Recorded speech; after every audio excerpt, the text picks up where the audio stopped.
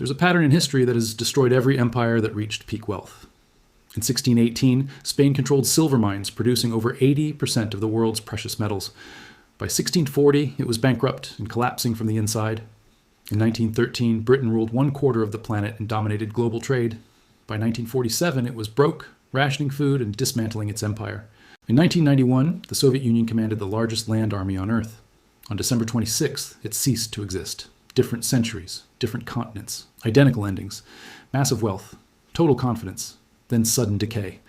And right now, in 2025, the modern world is following the exact same pattern. The numbers line up, the decisions match, the timeline is accelerating. And here's what should terrify you. Every society believed this moment was different. Every single one was wrong. Before we go through this pattern, you need to understand what peak wealth actually means. Not in textbooks, in practice.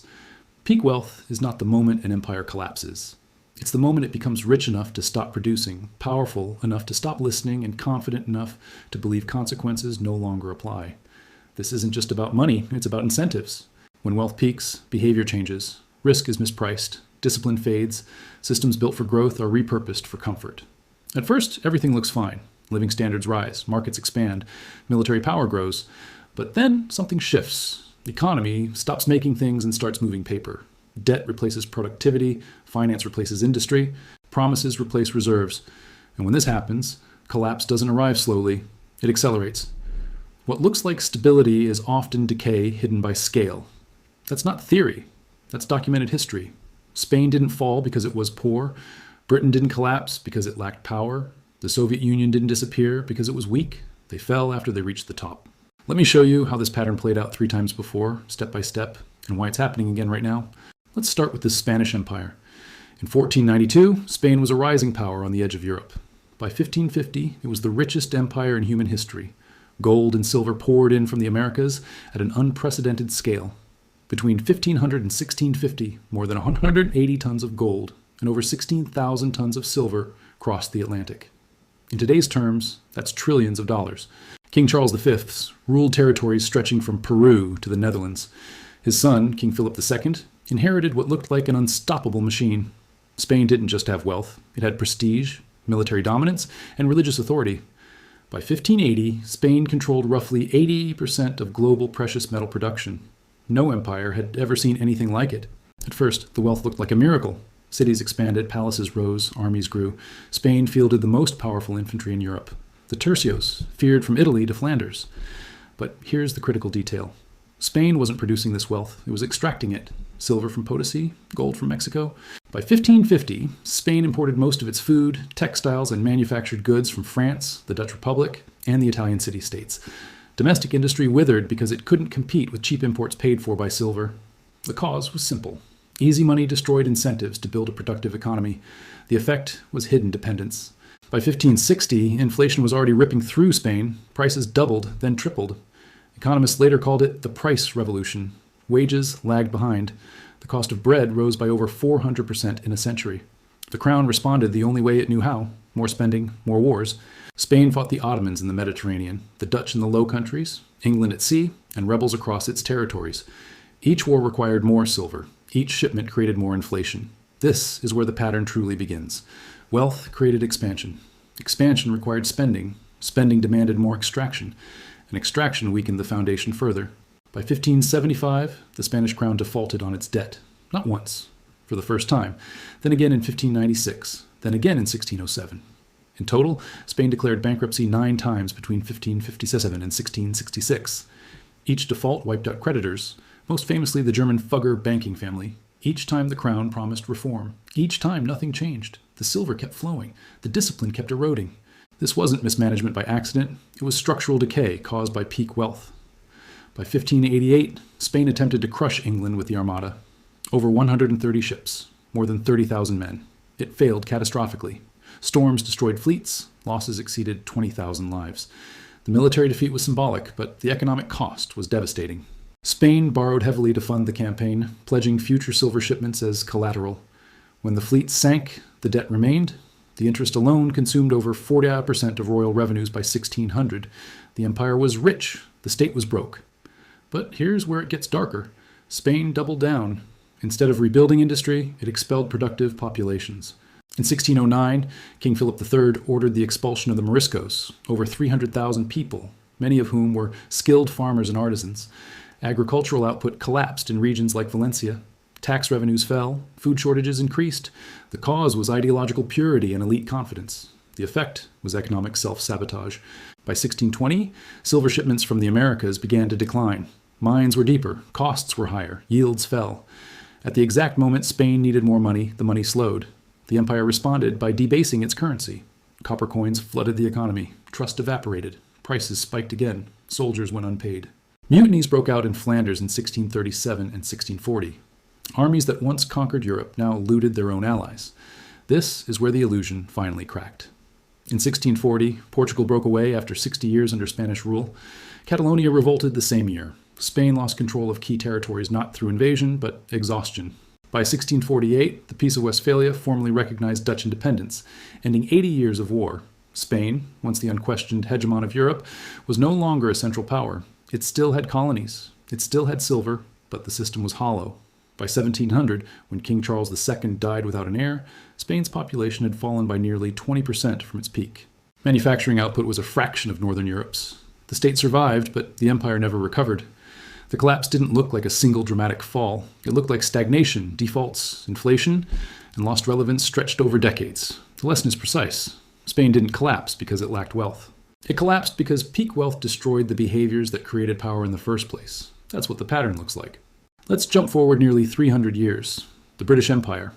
In 1913, Britain was the richest and most powerful nation on Earth. It controlled roughly 25% of the world OS land surface and governed more than 400 million people. London was the financial center of the globe. The pound sterling backed global trade. British shipyards produced over half of the world's merchant vessels. Coal, steel, textiles, banking, insurance. Britain didn't just participate in the global system, it designed it. At first, the signs looked nothing like decline. British living standards were the highest in Europe. The Royal Navy ruled the seas with more ships than the next two navies combined. By 1900, Britain had over 200 overseas military installations. Just like Spain, wealth and confidence fed expansion. And just like Spain, success quietly rewired incentives. By 1870, Britain began to shift from production to finance. German and American factories adopted newer technologies. Britain relied on existing capital. Instead of reinvesting in industry, British elites invested abroad. By 1914, nearly 45% of British wealth was held overseas. The cause was rational behavior at peak wealth. Why risk factories at home when safer returns existed abroad? The effect was deindustrialization, hidden behind imperial income. Just like Spain, importing goods paid for by silver, Britain imported goods paid for by interest and colonial extraction. The same mistake that destroyed Spain was quietly repeating. Then came World War I. Between 1914 and 1918, Britain spent over $9 billion on the war. That's more than $500 billion in today's money. To finance it, Britain sold off overseas assets and borrowed heavily from the United States. By 1919, Britain had shifted from the world's largest creditor to one of its largest debtors. The empire survived the war, but the financial foundation cracked. Sound familiar? In 1925, Chancellor of the Exchequer Winston Churchill made a fatal decision. Britain returned the pound to the gold standard at its pre-war value. The goal was prestige. The effect was economic strangulation. British exports became uncompetitive overnight. Unemployment surged past 10%. Coal production collapsed. By 1926, over 1.7 million workers went on strike in the general strike. This is where the pattern tightens. Prestige over productivity, confidence over reality. During the 1930s, Britain attempted to maintain imperial commitments while cutting domestic investment. Military bases were preserved, social spending rose, industrial renewal lagged. When World War II arrived in 1939, Britain fought again to preserve the system it had already outgrown. Victory came in 1945, but victory was ruinously expensive. Britain spent nearly 55% of its GDP on the war effort. Cities were bombed, infrastructure was shattered, gold reserves were nearly gone. By 1946, Britain owed the United States $4.3 billion, that's over $70 billion today. Food rationing continued until 1954, nearly a decade after the war ended.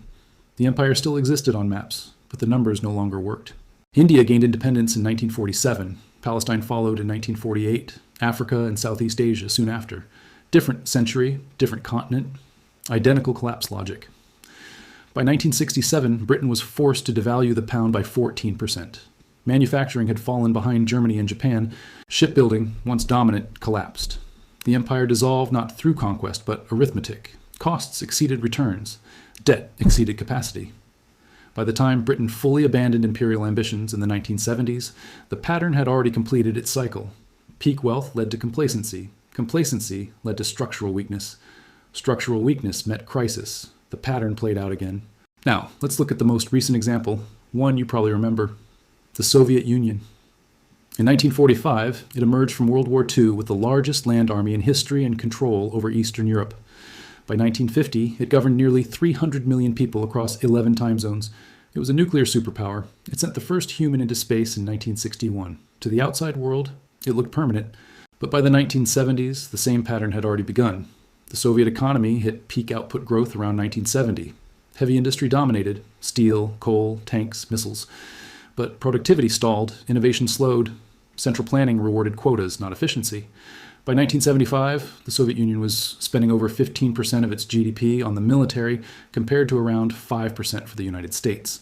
The cause was security obsession. The effect was economic starvation elsewhere. Just like Spain relied on silver and Britain relied on finance, the Soviet Union relied on energy exports. By 1980, oil and gas accounted for over 60% of hard currency earnings. When oil prices were high, the system held together. When prices collapsed in 1986, falling from $30 to under $12 per barrel, revenues imploded. The pattern is precise.